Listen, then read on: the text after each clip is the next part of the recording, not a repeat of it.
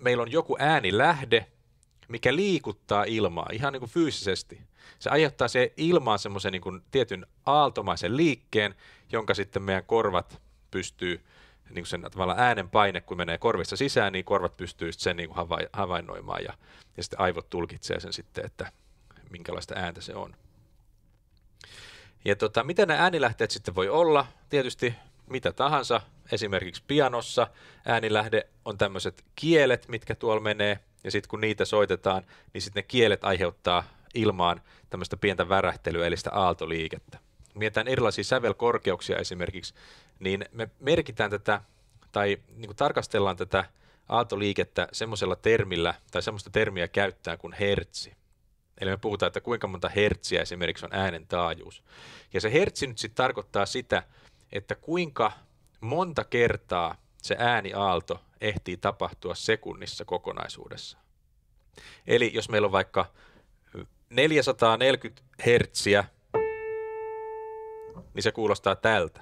Tässä äänessä sä kuulet nyt ääniaaltoja, jotka toistuu 440 kertaa sekunnissa peräkkäin.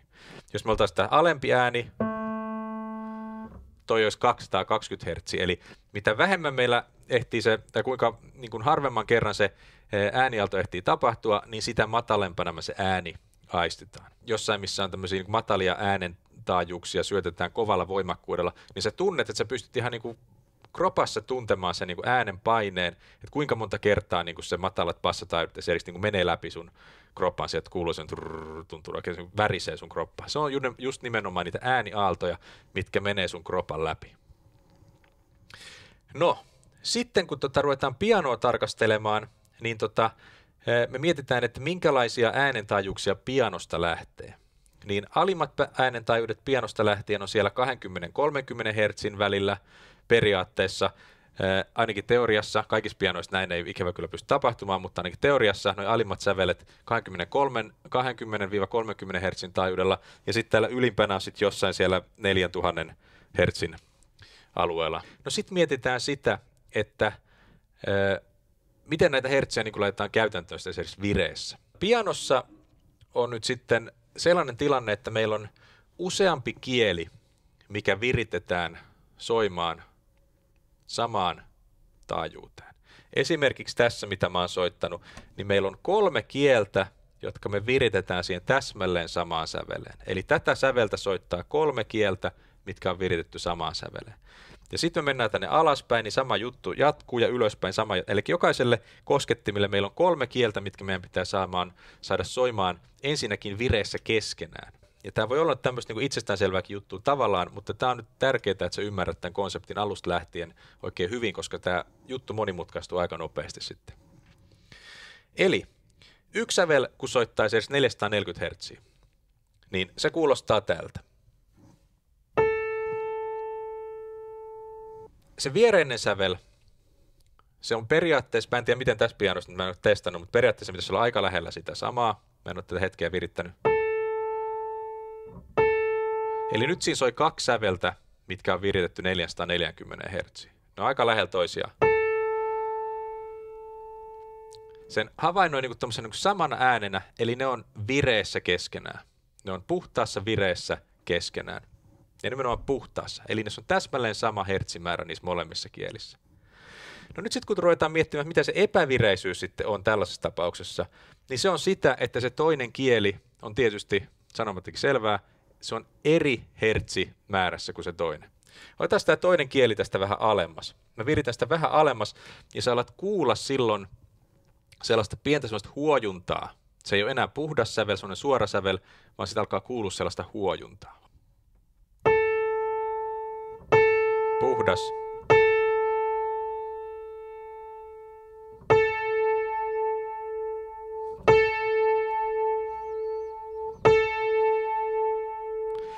Ja sä kuulet, että siihen on tullut nyt näiden 2 äänilähteen, 2 kielen välille on tullut sellainen huojunta. Ja mitä sä kuulet siinä huojunnassa, eli jos sä kuuntelet vaikka tarkkaan,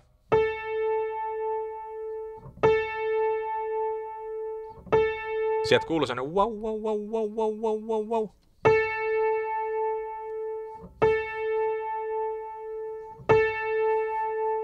Eiks niin? Niin toi määrä, mitä sä nyt kuulet siellä, niitä huojuntoja sekunnissa, niin se on se hertsimäärä, jolla nämä kaksi kieltä eroaa toisistaan. Eli sä pystyt siitä huojunnasta kuulemaan sen, että miten kaukana hertseissä mitattuna se toinen äänilähde siitä toisesta on. Viritään sitä takas. Ensiksi epävireessä.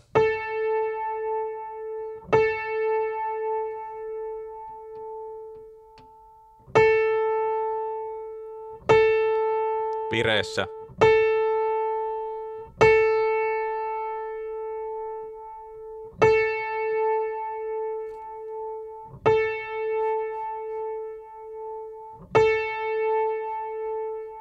Joo. Ja sieltä kuuluu vähän muitakin huojuntoja. Niistä me ei tällä luennolla puhuta ihan hirveästi, mutta pääasia on, mitä tästä ymmärrät sen, että se epävire me kuullaan tämmöisen niin kuin huojuntaerona. Eli se on sellaista niin kuin epämiellyttävää, niin kuin epämääräistä, semmoista niin kuin ristiriitaa niiden sävelten välillä, mitä siinä tulee. No. Sitten tietysti, jos me tehdään tätä epävirettä tarpeeksi kahden äänilähteen välille, eli jos me pistettäisiin tästä vielä alaspäin,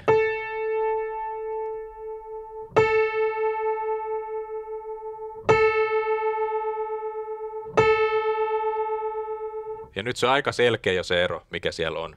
Ja kohta sitä ei enää pystyisi laskemaan hertseissä korvalla, se on niin iso se hertsimääräinen ero. Ja sitten siinä tietyssä välissä, sitten kun ollaan menty, mä viritän tämän nyt takaisin taas tuon puhtaaseen.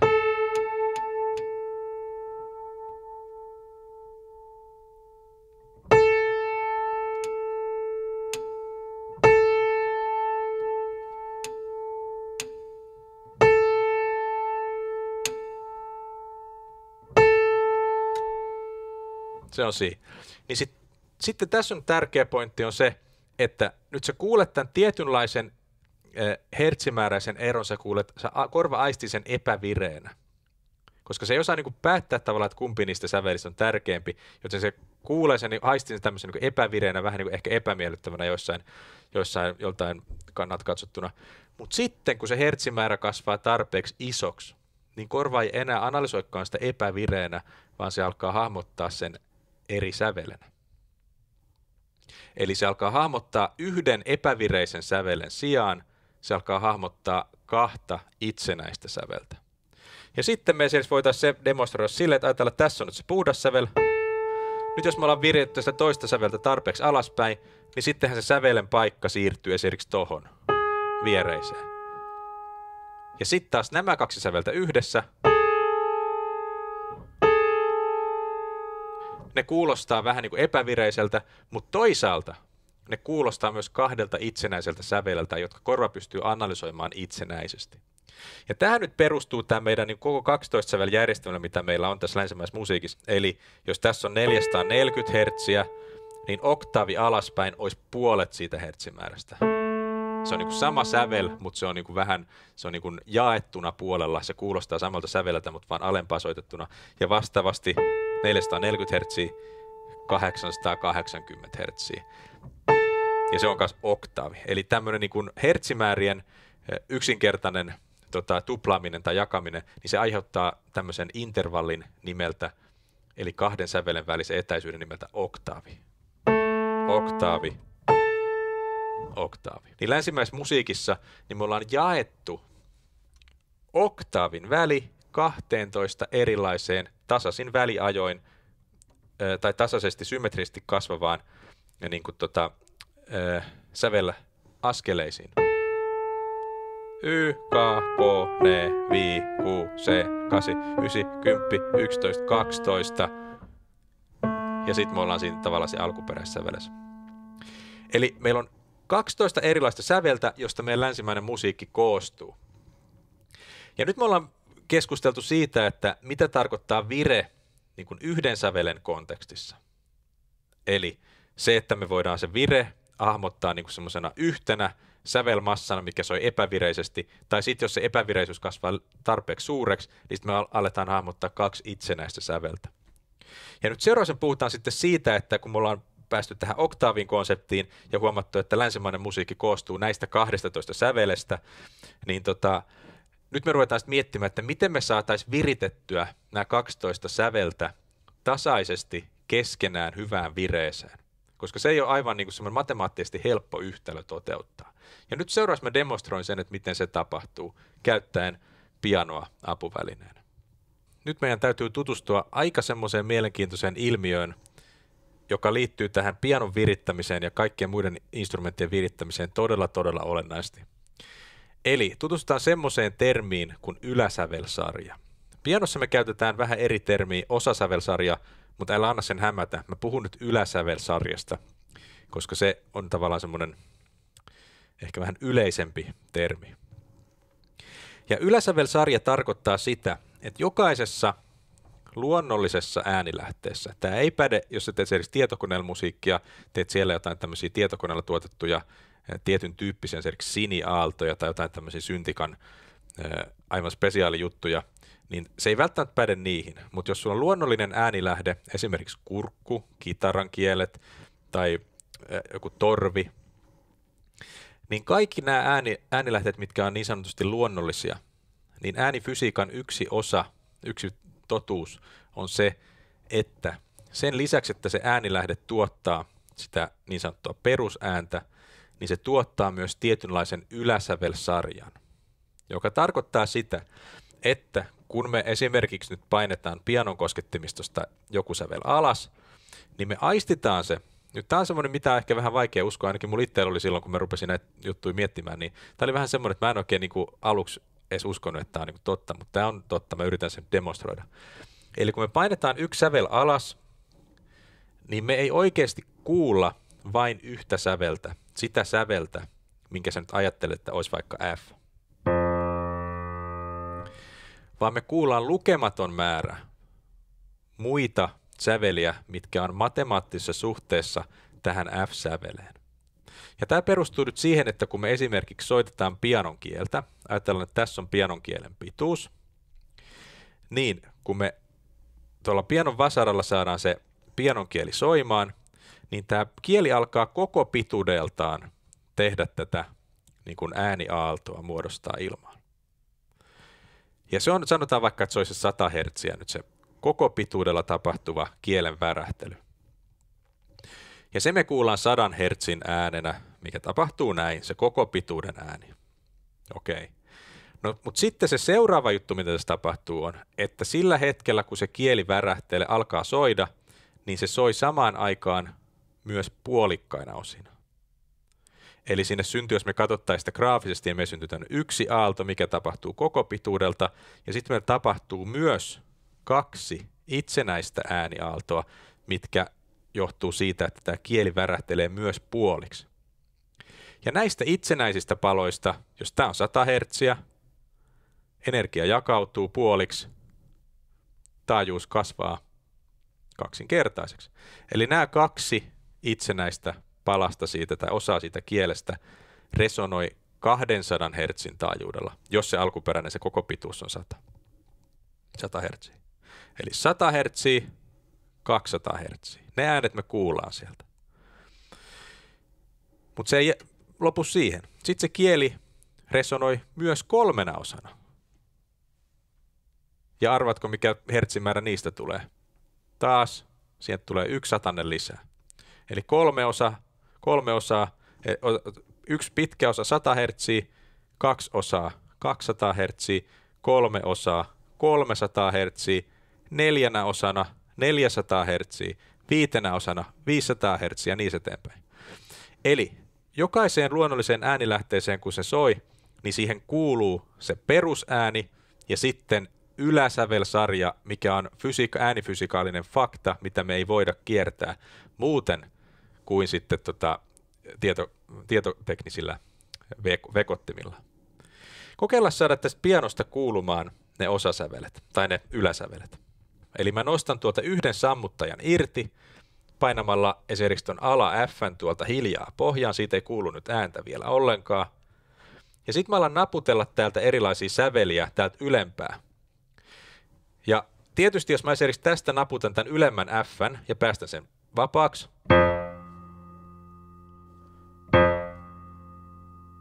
niin siihen on heti, kun mä oon päästänyt siitä irti, siitä sävelestä, niin siihen on heti tullut se sammuttaja päälle, joten me ei enää voida tätä häntä-ääntä, me ei enää voida kuulla tästä sävelestä, minkä mä oon äsken soittanut. Vaan se, mitä tästä jää soimaan, niin se kuuluu siitä sävelestä, mikä on se alempi F, minkä mä oon painanut hiljaa pohjaan, ja missä on se sammuttaja koko ajan ylhäällä. Eli perussävel on täällä alas painettuna, sitten aktivoidaan tästä ensimmäinen yläsävel.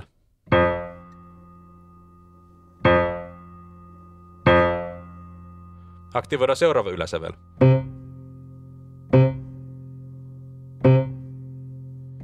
Seuraava.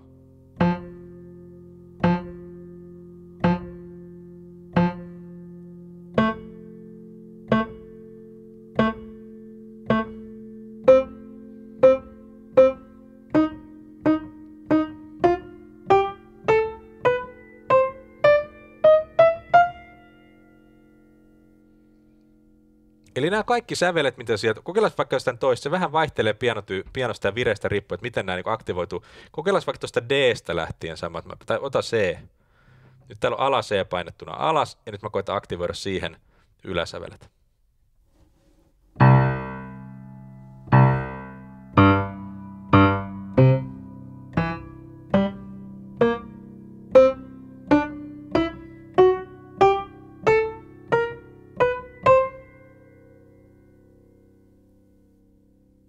Koko toi ääni tuli tuosta yhdestä kielestä, koska ne mitoitukset, ne resonoi niiden sävelten mukaan, mitä mä oon täältä painanut. Mutta ne ei aktivoidu mistään muista sävelistä. Kokeillaan vaikka tuosta F:stä uudestaan. Sieltä voi jotain pientä kilinää kuulua.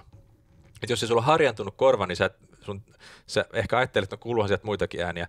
Mutta sitten kun sun korva harjantuu, niin nyt jos me ruvetaan kuuntelemaan ainoastaan sitä säveltä, minkä mä täältä nyt aktivoin tai koitan aktivoida, niin sitä ei jää tänne soimaan missään olosuhteissa, jos ei se kuulu siihen yläsävelsarjaan. Eli tässä olisi nyt se ensimmäinen yläsävel vaikka tuosta F:stä. Kokeillaan, kuuluuko se.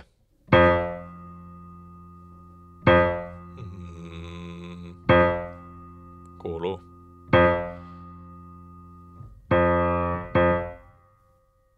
Tässä meni tauko sammuttaa, että saa aikaa työstä. Okei. Ja sieltä kuuluu myös tommonen niin pieni kihinä sieltä ylätaajuuksesta, mutta älä välitä niistä, ne on tämmöisiä niin epäpuhtauksia, mihin on omat syynsä, mutta nyt koetaan vaan keskittyä tähän niin ihan puhtaaseen säveleen, mikä täältä tulee.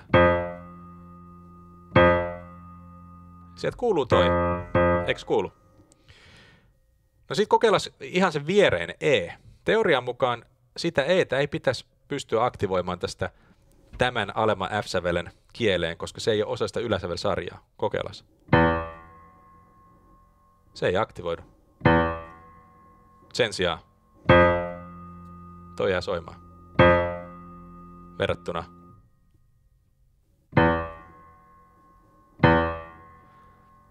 Ja taas sieltä kuuluu toinen pieni yläkihinä, mutta se ei ole se, mitä me nyt kuunnellaan. Pianossa on niin monimutkaiset metalliset systeemit, että sieltä kuuluu vähän muutakin. Me pystytään ihan kliinisesti tekemään testi. Kokeillaan vielä alaspäin. Sieltäkään ei jää mitään. Kokeillaan toiseen suuntaan. F kuuluu hyvin. Kokeillaan se ylempi. 1 pykälä ylöspäin.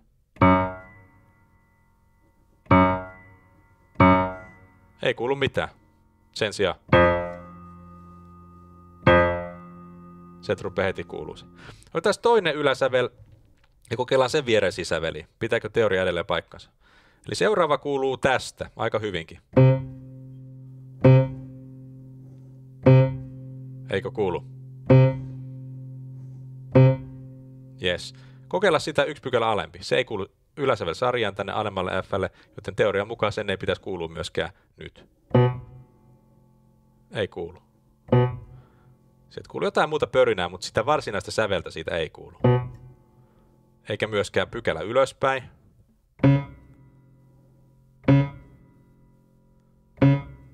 Sieltä muuten kuuluu omituisesti sieltä kuuluu toi alempi yläsävel osittain, mutta sieltä ei kuulu tätä varsinaista, mitä mä nyt soitan. Ja se johtuu siitä, kun me pistään tähän soittimeen energiaa, niin se pamahtelee ties mitä resonointeja, ties mistä. Mutta se pointti on se, että mitkään näistä niin kuin suoranaista sävelistä, mitä mä koitin painaa, niin ne ei aktivoidu siinä kielessä. Eli yläsävelsarja on täysin totta. Ja sama pätee myös kurkkuun. Jos me lauletaan, meitä kuuluu sieltä se perusääni, ja sitten meitä kuuluu sieltä lukematon määrä yläsävelsarjaa, mikä on näitä matemaattisia moninkertoja siitä hertsimäärästä, mikä se meidän perustaajuus on. Samaten trumpetti, kaikki puhaltimet toimii samalla tavalla, kaikki kielisoittimet. Eli siitä tulee se soundi, siitä yläsävelsarjasta. Koska muutenhan mun tässä kuuntelemassa vaan pelkkiä kylmiä hertsilukemia eri instrumenteissa. Jos toinen instrumentti soittaa vaikka A:n 220 hertsiä, sehän voidaan soittaa millä tahansa instrumentilla. Minkä takia instrumentit kuulostaa erilaiselta? Sen takia, että ne yläsävelet, mitkä siihen A:han liittyy, ne soi eri tavalla. Se on yksi suuri tekijä siinä soundissa, mitä meillä on. Niin tää on nyt se olennainen, miten me vihdoin päästään tähän pianon virittämiseen. Eli pianon virittäjät kuuntelee nimenomaan näitä yläsävelsarjoja. Ne virittää niiden yläsävelsarjojen mukaan. Ja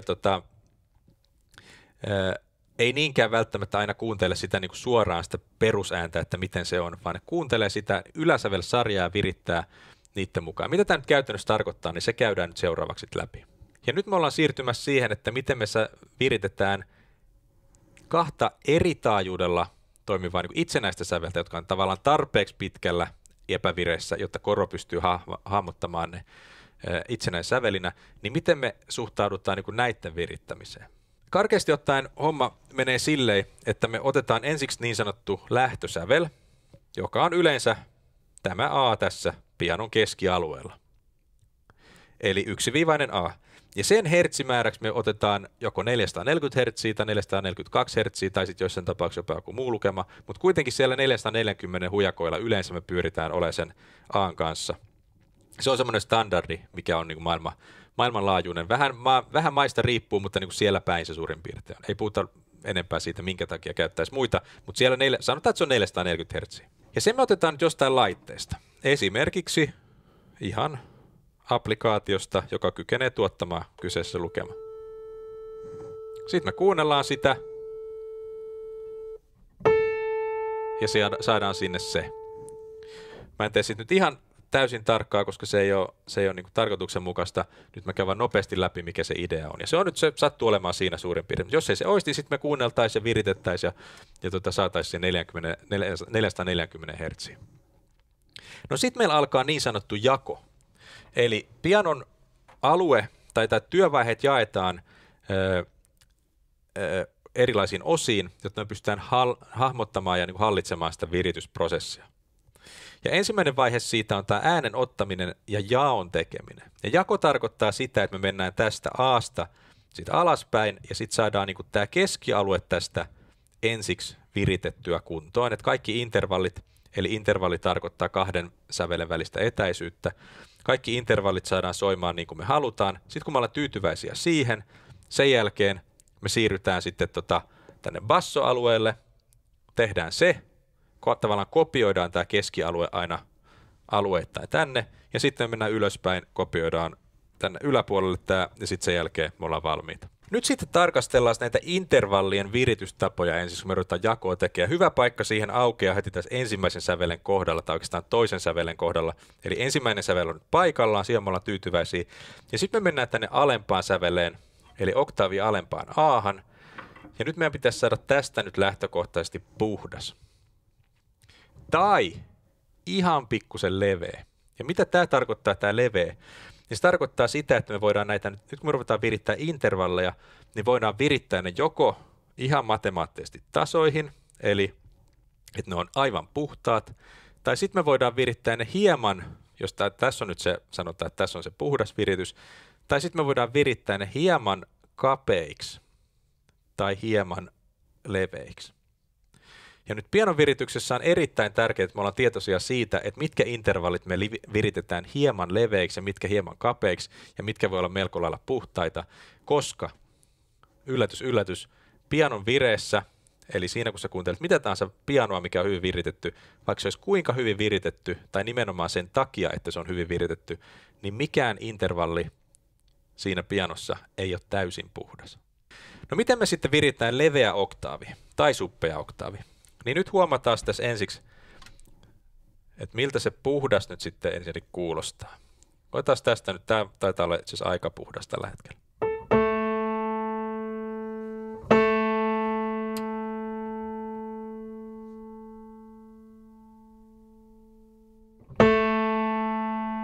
No niin, se on tarpeeksi puhdas siinä. Ja mitä se puhtaus nyt sitten tarkoittaa? Nyt se on tärkeää nyt ottaa tähän kanssa haltuun heti ensiksi. Eli puhdas tarkoittaa sitä, että kun kustakin näistä sävelistä, kuten äsken jo käytiin läpi, nämä tuottaa tietyn yläsävelsarjan, mikä on matemaattisesti täysin symmetrinen, riippumatta siitä, mistä sävelestä sä lähdet jakamaan sitä. Eli siellä on tämän hertsimäärän moninkerta, sitten taas moninkerta, sitten moninkerta, sitten moninkerta. Eli se menee sillä tavalla se, niin kuin se kaava.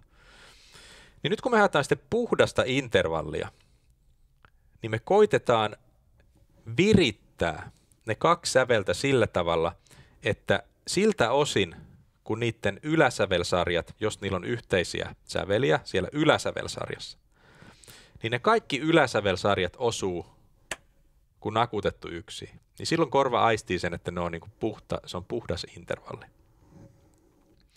Ja esimerkiksi oktaavissahan meillä tapahtuu sillä tavalla, jos me tutkitaan sitä yläsävelsarjaa, niin meillä on esimerkiksi yhteisiä tosi paljon. Sen takia me kuullaan se intervalli puhtaana ja siinä ei ole mitään sellaista dissonanssia, koska siellä on niin paljon niitä saman se kaava, miten ne yläsävelet menee, niin ne yhdistyy aika nopeasti tässä heti jo tällä. Siellä on tavallaan paljon sitä samaa sävelmateriaalia, mitkä menee päällekkäin, jos ne kaksi säveltä on puhtaasti viritetty, niin se koko sävelmassa, mitä ne aiheuttaa, ne kaksi säveltä, niin ne menee kivasti päällekkäin, eikä siellä ole mitään ristiriitaa niiden yläsävelsarjojen välillä. Toisin kuin esimerkiksi, jos me katsottaisiin vaikka kaksi vierekkäistä säveltä, esimerkiksi tämä A, tai tästä keskenpää, ja vaikka viereinen sävel,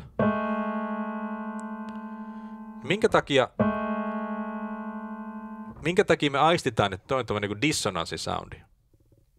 Sen takia, että meillä on ensinnäkin nämä kaksi hertsimäärää ei osu kohdilleen, ne on aika lähellä, mutta ne vähän niin kuin riitelee, ne on niin lähellä, että ne vähän niin kuin on koko ajan toisiaan vastaan. Mutta toisaalta näiden kahden sävelen tuottama yläsävelsarja myös taistelee koko ajan keskenään. Eli ne ei yhdisty missään kohtaa. Siellä ei ole yhtään samaa yläsäveltä, mutta kun ehkä sitten ihan täällä jossain todella ylhäällä, mihin me ei oikein kuullakaan, niin siellä ne rupeaa vasta yhdistymään. Jos me katsotaan, mikä yläsävelsarja siis näillä sävelillä on, tosta lähtisi tommonen. Eikö se ole näin? Taitaa olla. Tässä on nyt tämän A-sävelen yläsävelsarjan alkuosa. Ja nyt jos me katsotaan tätä viereistä, niin ne on kaikki eri yläsäveliä, eikö niin? Eli siellä on koko tältä matkalta siellä on ristiriita. Sen takia me kuullaan se, korva aistii sen ristiriitana. Korva analysoi koko ajan ääniä ja se koittaa luoda hierarkiaa ja tärkeysjärjestystä niiden sävelten välillä. Mutta tässä tapauksessa se ei pysty siihen tehtävään, koska se ei pysty päättämään. Ei ole mitään sellaista todistusaineistoa, minkä perusteella korvan pitäisi arvioida, että toinen sävel näistä on tärkeämpi kuin toinen, koska niiden yläsävel tai sävelmassa ja yläsävelet, ne ei yhdisty missään kohtaa. Toisin kuin sitten se, jos me katsotaan tätä oktaavitilannetta, niin meillä on, katsotaan missä meillä tulee, no itse asiassa tämähän ensimmäinen sävel jo on, se on sama kuin mikä on tämän sävelen ensimmäinen yläsävel. Sen takia korva heti aisti, että okei, tässä voidaan levätä, koska siellä ei ole mitään ristiriitaa niiden kahden sävelen välillä. Alright. No nyt me ollaan viritty tää puhtaaksi. Kokeillaan sitä tästä vähän leveä tästä oktaavista. Miltä se kuulostaa?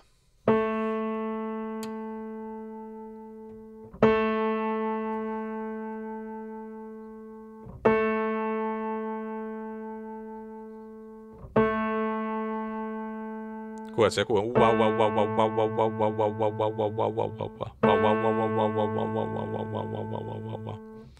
eli ihan samalla tavalla kuin kahden samassa hertsimäärässä olevan sävelen kanssa me ruvetaan kuulemaan se tavallaan se epävireisyys hertsihuojuntana, niin ihan samalla tavalla kahden eri sävelen välinen epäpuhtaus me ruvetaan kuulemaan hertsihuojuntana.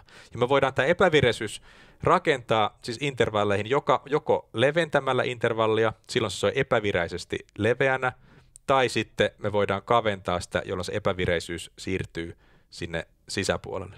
Tehdään samanmääräinen hertsihuojunta sisäpuolelle. Tässä on tämä ulkopuolelle, tämä on leveä oktaavi. Mä koitan tollaisen rytmin saada myös kapeeseen.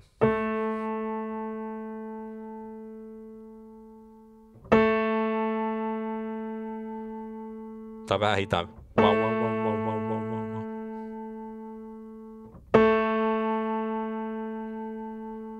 Eli kapea epävire.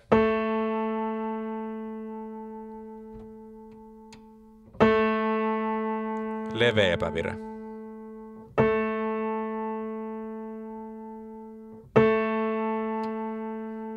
Kapea epävire.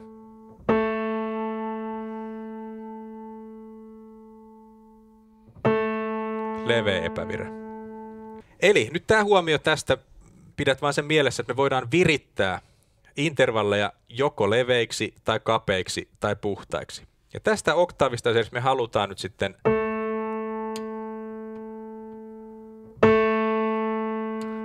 halutaan siitä puhdas, mutta ei ainakaan kapeeta. Se voi olla ihan hitusen leveä, mutta ei ainakaan kapea se ei saa olla. Okei, olkoon tollanen. Nyt käsitellään sitten se, että mitä me oikeastaan äsken kuunneltiin. Me siirrytään seuraavaan säveleen ja otetaan sinne, tai pistetään se toisinpäin. Eli me nyt viritettiin tämä käyttäen kahta säveltä ilman mitään vertailuintervalleja.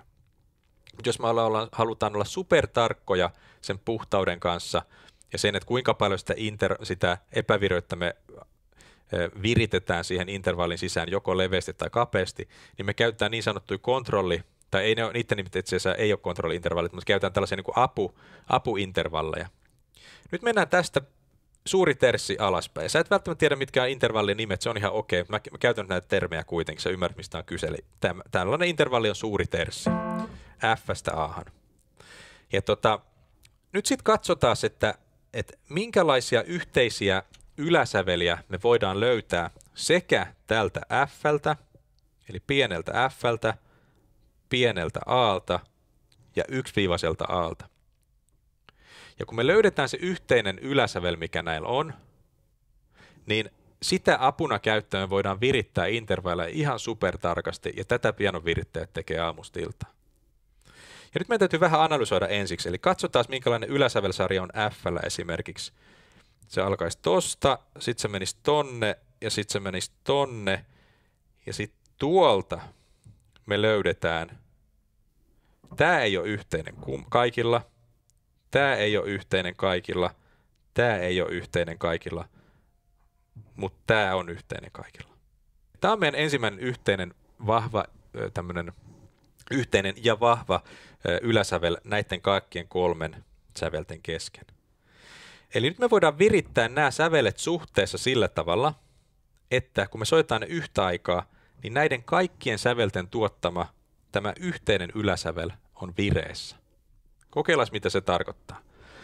Tämä on jo aika hyvä. Otetaan sieltä nyt sitten se F. Sitten kuuluu tuonne pörin.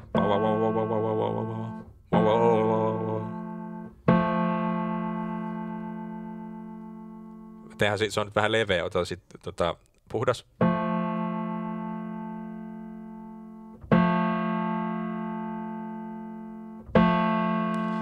Siinä on nyt puhdas suuri terssi. Ja se, mitä mä tässä tapauksessa tarkoitan sillä puhtaudella, musiikin teoreettisesti me puhutaan vähän eri asioista ehkä, mutta tässä niin kuin pianoviritysmielessä mä tarkoitan sillä puhtaudella sitä, että sieltä ei kuulu nyt mitään semmoista niin kuin omituista ylimääräistä pörinää, koska meillä on tämä yhteinen yläsävel, näissä kaikissa on nyt tavallaan samaan kohtaan viritetty. Se ei ole ihan...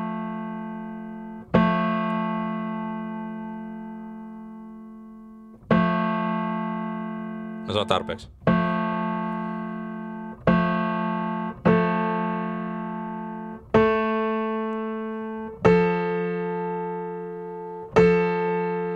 Se ei ole ihan justiinsa, mutta se on aika semmoinen selkeä. Okei, nyt mä rupean leventämään tätä intervallia, eli tätä F:n ja pienen A:n välistä intervallia. Mä teen siitä leveän siitä intervallista. Ja silloin tapahtuu se, että me ruvetaan kuulemaan se epävire tämän yhteisen yläsävelen kautta. Koska mehän ei voida kuulla tällä tavalla mitään sellaista kovin radikaalia juttua, koska nämä on jo tarpeeksi kaukana toisistaan nämä sävelet jo valmiiksi. Sieltä ei voi sellaista hidasta pörinää enää ruveta kuulumaan tältä alueelta. Se raja on ylitetty, kun me ollaan menty näin iso intervalliin.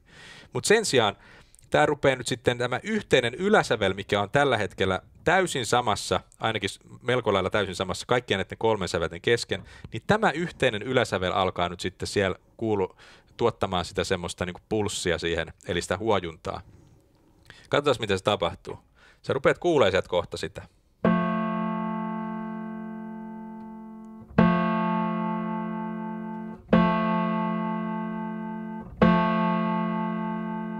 Wow.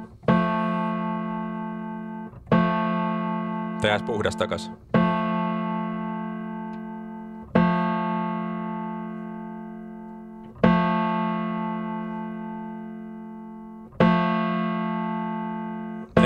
Ei ole huojuntaa.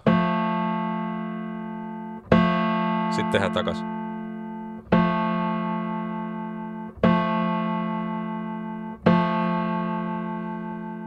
Yes, okei. Okay. Eli nyt tää on täällä niinku epävireissä näiden 2 sävelen. Tää on leveä. Me voidaan laskea tavallaan se hertsimääräinen ero, mikä meillä on, niin voidaan laskea tämän yhteisen yläsävelen kautta. Mikä se nyt onkaan? Ehkä 5 kertaa. Ehkä 4-5 kertaa sekunnissa tällä hetkellä tai epävireä. Se huojunta kuuluu 4-5 kertaa.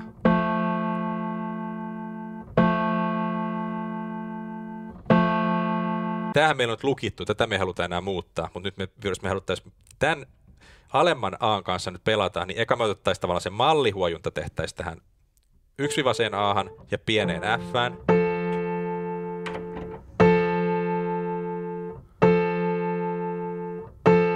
Joka huojuu täällä. Ja sitten me halutaan toi täsmälleen sama pulssi F:n ja tämän alemman A:n välillä.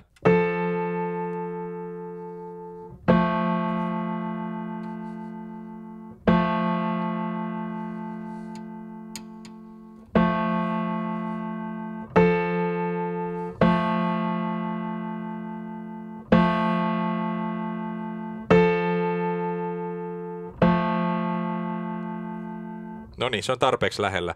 Ja teoria on se, että kun niistä kuuluu sama pörinä suhteessa tähän ankkurisäveleen, niin se on aika hyvä. Ja nyt sit tässä jakovaiheessa, niin mä kääntyn nyt vähän nopeasti läpi, mä en tee ihan viimeisteltyä juttua, niin tärkeintä on se, että se oktaavi ei ainakaan soi kapeena.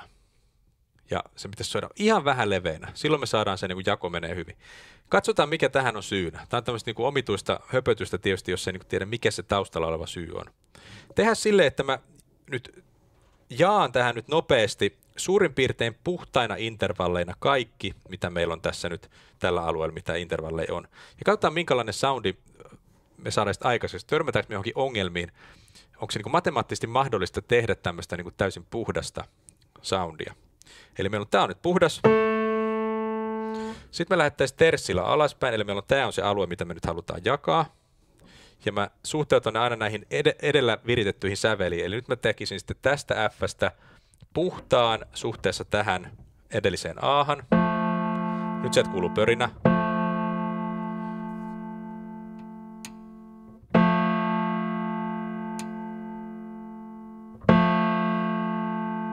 Nyt se ei kuulu pörinää, se on aika puhdas. Sitten mennään ylös sekstillä. Se onkin jo aika puhdas valmiiksi. Kokeillaan siellä pieni pörinä, no niin kuin ihan vaan huvikseen.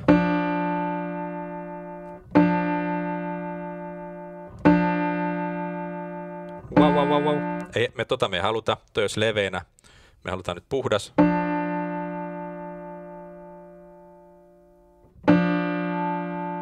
Oho, meni liikaa.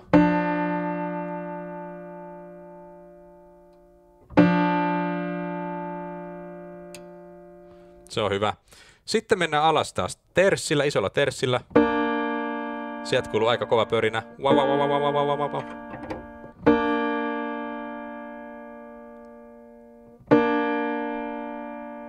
Se on ihan tarpeeksi puhdas. Sitten mennään vielä alaspäin terssillä. Hirmuinen pörinä.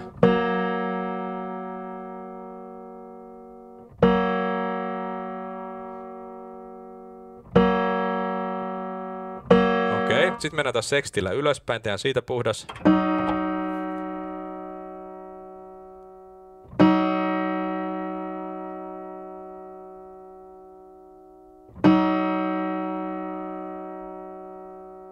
No.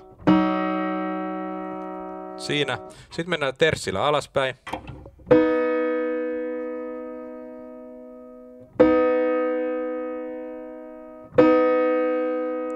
Se on ihan tarpeeksi puhdas. Sitten mennään terssillä alaspäin.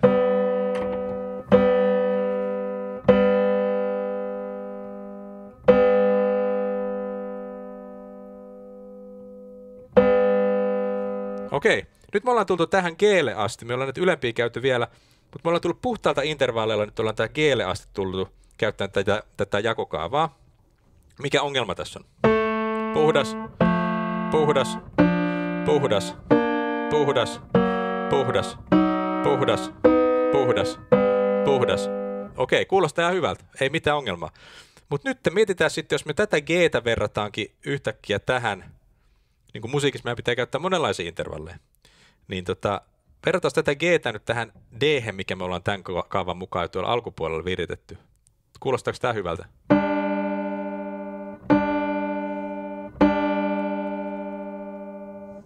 Aika huono kuuloinen kvintti. Parempi olisi.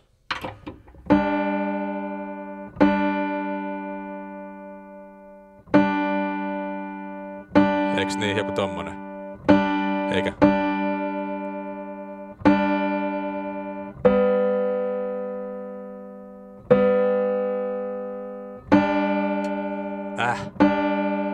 Eli tässä on se juttu, mikä takia niin tämä on niin yksinkertainen homma, tämä viritys. Eli jos me käytetään pelkkiä puhtaita intervalleja, me ajaudutaan todella pahoihin ongelmiin tämän vireen kanssa. Me ei saada tätä aluetta soimaan hyvin muuta kuin aivan niiden tiettyjen puhtaiden intervallien suhteen. Eli senpä takia vuosisatojen aikana on kehitetty tämmöinen viritysmetodi, jossa esimerkiksi piano, mikä on tämmöinen kerran viritettävä juttu aina, harvoin viritetään ja se pitää saada kerralla soimaan sille, että kaikki sävellajit, kaikki intervalliyhdistelmät soi mahdollisimman hyvin. Ei puhtaasti, mutta mahdollisimman hyvin. Niin me käytetään erilaisia tekniikoita tai erilaisia tasoitusmenetelmiä, joilla me tehdään intervalleista tasaisesti epävireisiä, jotta se on kompromissina tavallaan hyväksyttävä. Ja siitä tulee just tämä pianon kaunis soundi, jolla me ollaan totuttu kuulemaan tätä pianon soundia tavallaan hyväksytty semmoisena tasaisesti epävireisenä soittimena, joka on sen takia just niin hieno ja monipuolinen. Mutta tällähän on ollut ihan hirveä, mä luin jonkun kirjan joskus aikoinaan opiskeluaikana tästä, että tällähän on ollut hirveä vastustus, koska tietysti esimerkiksi kirkon ennen kuin tämä tasavireinen järjestelmä tuli käyttöön, niin silloin haluttiin vaan kuulla puhdasta musiikkia, joka on tietysti mahdollista, jos esimerkiksi soittaa kuorossa, niin mehän voidaan niin kuin niitä intervalleja tarpeen mukaan sovittaa, vähän niin kuin viilata ylös alas lennosta, mutta sitten sellainen soitin, jossa me haluttaisiin kaikkia mahdollisia intervalleja käyttää samaan aikaan, niin kuin jotenkin, niin se ei ole mahdollista. Joten kirkko vastusti tämmöistä niin kuin tasavireistä, sitä sanottiin jopa paholaisen soittimeksi tai paholaisen niin kuin tuomaksi tällaisen viritysjärjestelmäksi, missä ei ollutkaan tätä puhtautta niin kuin läsnä käytännössä yhtään, vaan se oli kaikki oli tasaisesti levitettyä ja kutistettua intervallia, jotka sitten keskimäärin soi niin kuin hyvin. Mutta käydään nopeasti tämän jakoalueen läpi. Eli tätä me ei haluta puhdasta virettä. Me halutaan tänne alkuun melko puhdas oktaavi. Se on niinku se fakta, tai sitten hieman leveä, mutta ei missään tapauksessa ei haluta kapeata oktaavia, se pilaa meidän vireemme. Okei, no sitten tämä terssi, mitä me ruvetaan hakemaan tänne A:n alapuolelle, nyt oletaan, että nämä kaksi on nyt niin kuin me halutaan. Sinne me halutaan noin semmoinen 7 kertaa sekunnissa, 6-7 kertaa sekunnissa tapahtuva pörinä, eli epävireisyys tähän, näiden kahden sävelen yhteiseen yläsäveleen, mikä löytyy täältä. Niin tänne kohtaan tänne alueelle ton kuulonen, tohon säveleen me halutaan niinku semmoinen noin 6-7 kertaa tapahtuva pörinä. Se on hyvä lähtökohta yleensä pianovirityksessä. Se on siinä. Me voidaan aktivoida se myös silleen, että laitetaan nämä kaksi hiljaa pohja. No se ei nyt ihan hirveän hyvin, se kuuluu, se vähän vaihtelee pianosta. Mutta se on kuitenkin, siellä kuuluu. Eli tää soi leveänä, ton verran leveänä. No sit me halutaan leveä seksti ylöspäin.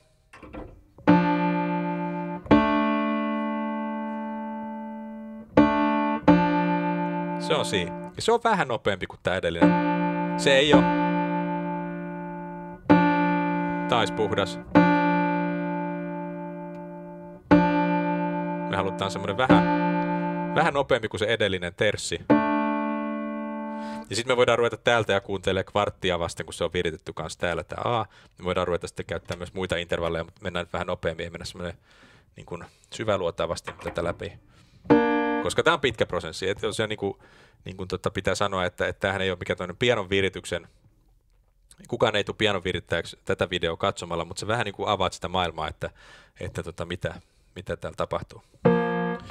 Okei, ja sitten me halutaan tähän lähteä alaspäin terssejä, niin sen pitäisi olla taas vähän nopeampi kuin se edellinen seksti. Nyt se on puhdas.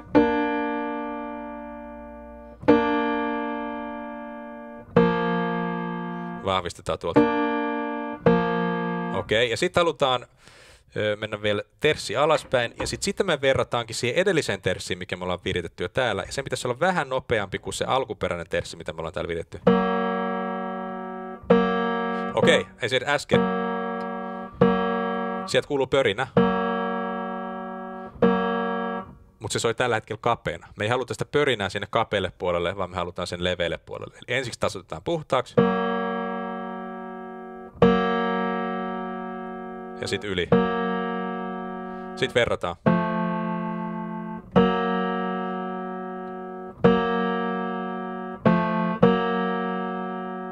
Jes, no se on suurin piirtein siinä.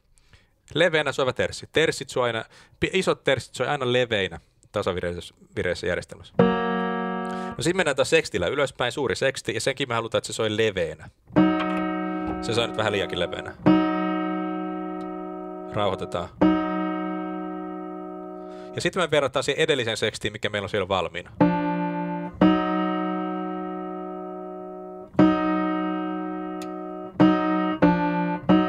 Voidaan käyttää kontrollina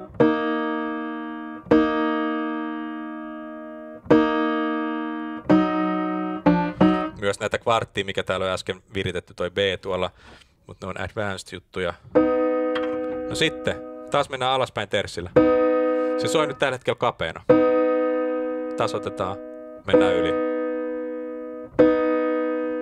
Verrataan edelliseen terssiin, mikä siellä on valmiina ihan vieressä.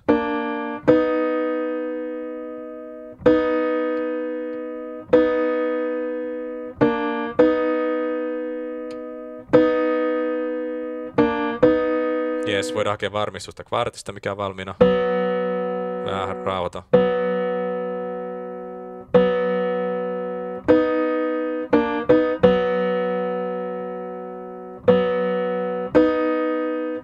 Okei, olkoon noin. Sitten mennään terssillä alaspäin taas, ja sitten me halutaan taas. Ja nyt mä tiedän jo, toi tulee olla kapea, joten me tehdään sitten leveä. Se on tällä hetkellä, kun me ollaan se puhtaana alun perin viritetty, niin se on puhtaan systeemin mukaan. Oi.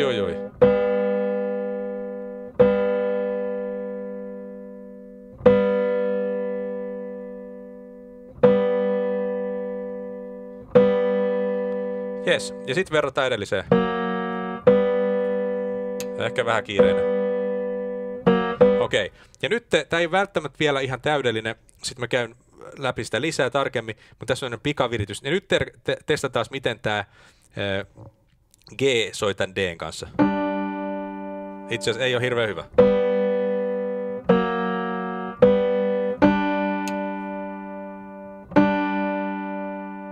Me halutaan joku ehkä tämmönen. Jos johtopäätös on se, että kvinttiä tätä alempaa säveltä madaltamalla me saadaan sopiva kvintti.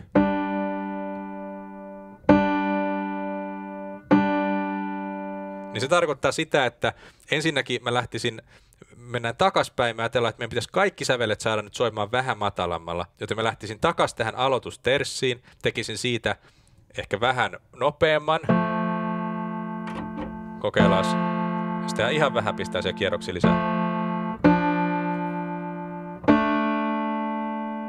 Tästä itse asiassa voi tehdä vähän korkeamman.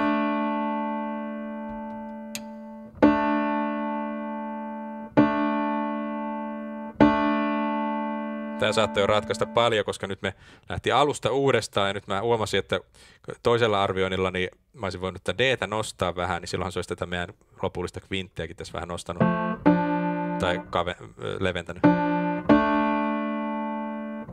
Okei, no katsotaan, mennäänkö vielä kerran läpi. Tätä voi vähän nopeuttaa.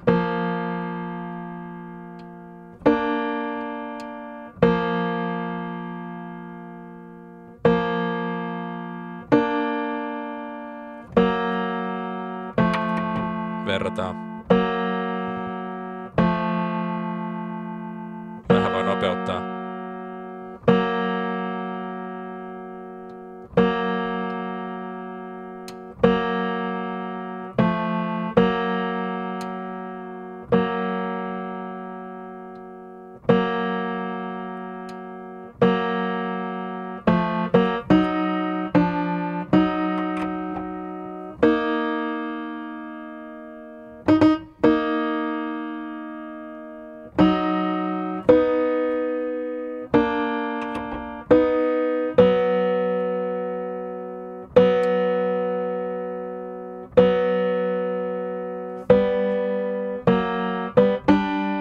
Se on jo parempi. Se ei ole täydellinen, mutta se on parempi.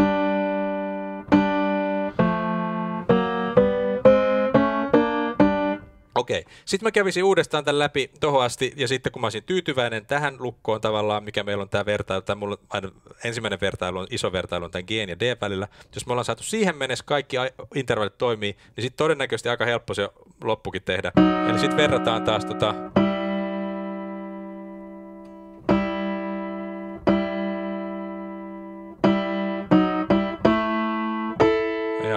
saadaan tuolta tämä on viritty. Ensimmäiseksi me saadaan tässä kohtaa hyvin täältä kvartilla vertailtua myös. Voidaan niin kuin varmistaa, että kaikki toimii.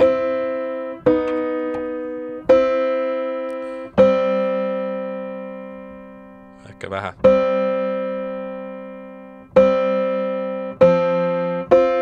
Ihan jees. Mä vähän mokasin tuossa äsken. Sieltä saadaan kvinttiin.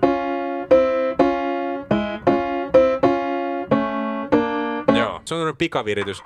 Nyt sitten meillä on tässä on niin sanottu jakoalue, mikä meillä on kunnossa, oletettavasti. Ja sitten sä oot oppinut tässä alkuvaiheessa sen, että me voidaan näitä oktaaveja virittää käyttäen tämmöistä niin kuin apuintervallia. Täällä käytettiin F:ää. Jos ne pörisee samalla tavalla, niin silloin se on puhdas se intervalli näiden kahden. Tää itse asiassa ei ole ihan puhdas. Se on vähän leveä, mutta antaa olla, ei korjata enempää. Niin nyt sitten me lähdetään kopioimaan tätä jakoaluetta tänne alapuolelle ihan käyttäen tätä tuttua tekniikkaa. Eli me otetaan, tässä on niin kuin valmis sävel on tämä E, jakoalue on ollut F:stä F, E on valmis. Me halutaan kopioida tämä E tähän E:hen, alempaan E:hen. Ja me käytetään siellä apuna tätä C:tä, josta me löydetään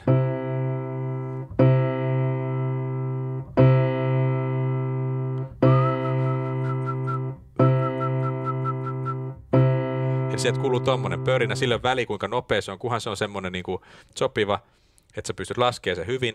Ja sitten jos saat ton täsmälleen saman vauhdin, saat tämän ja myös tähän, niin kuin se itse asiassa tällä hetkellä onkin, niin silloin ne on puhtaat.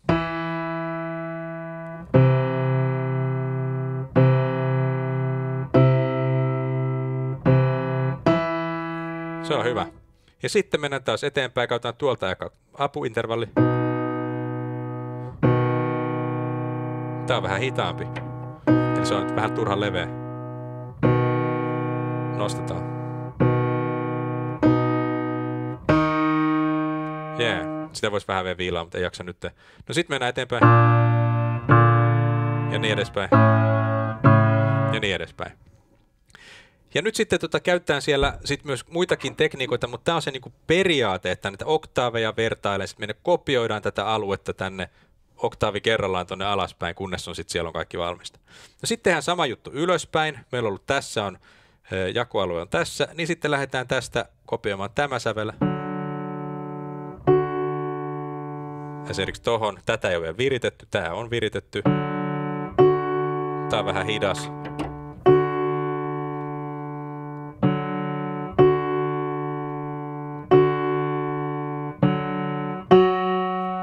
Se on puhdas. Okei. Ja sitten jos tämä on hyvin viritetty, niin sitten tämän perusteella, jos tämä on hyvä tämä oktaavi, niin tämän pitäisi tämän sävelen toimia myös täällä alapuolella oleviin intervalleihin aika hyvin. Toi on ehkä vähän liian. Joo, toi kvartti on vähän huono, sitä voisi viilata. Mutta mä en tehnyt alun perin niin hirveän tarkasti. No sitten mennään noilla ylös asti. Ja sitten tässä tapahtuu semmoinen juttu. Eli nyt täytyy käsitellä myös sitä, että aluksi mä puhuin siitä, että pianossa on 3 kieltä, jotka viritetään samaan säveleen. Eikö niin? Niin nyt mä oon tässä keskialueella dempannut nämä kielet sillä tavalla, että mä pystyn virittämään nämä kielet yksitellen tähän alkuun. Mutta sitten kun tämä homma olisi valmiina tehty näin, niin sitten mä olisin tosta ottanut vaan, mikä siellä on vapaana, katsotaan, tuosta vapautetaan toi. Sitten mulla on 2 kieltä vapaana. Oletaan, että toisessa olisi ollut vähän epävireessä. Tasoittaisin sen.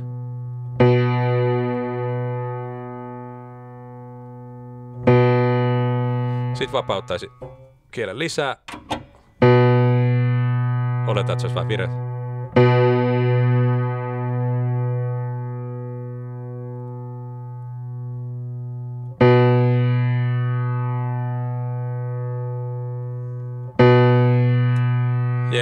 Ja sitten seuraava. Eli nyt meillä on tavallaan tästä rivistä, meillä on keskimmäiset ollut viritettynä. Ne aletaan tuolta ulkoreunasta kopioimaan se keskimmäinen on siellä vireessä, joten meidän pitää tätä ulkoreunassa olevaa tappia siis vääntää, että me saadaan se ulkoreunan kieli niin viritettyä sen keskimmäisen niin kuin samaan säveleen.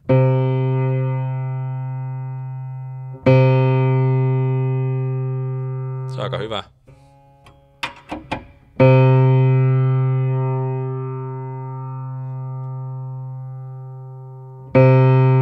Hypätään se keskimmäinen yli ja viritään se toinen puoli. Ja sitten siellä on vapautunut myös se seuraavasta kielikuorosta, eli kielikuorot on näitä tämmöisiä pakkoja kieliä.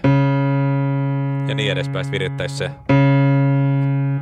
Ja niin edespäin. Ja sitten lopulta meillä on tämä koko homma hallussa. Ja sieltä eri tekniikoita, miten sitten missä järjestyksessä niin nämä kielikuorojen putsaamiset tehdään sun muuta, mutta se nyt ei ole tämän luennon aihe. Tässä oli ajatellut idea se, että mä avaan sulle, että mistä on kyse vireessä, äänessä ja niin kuin miten suurin piirtein niin kuin pianon virittämisen vaiheisiin kuuluu. Sen mä haluan vielä painottaa loppuun. Erittäin helposti pystyt rikkomaan sen pianon, jos et sä tiedä tarkalleen, mitä sä teet. Ja tämän luennon niin kuin perusteella, mitä sä nyt oot katsonut, niin tämä ei anna sulle minkäänlaisia valmiuksia virittää pianoa teknisesti. Ihan lähtien siitä, että miten niin kuin laitetaan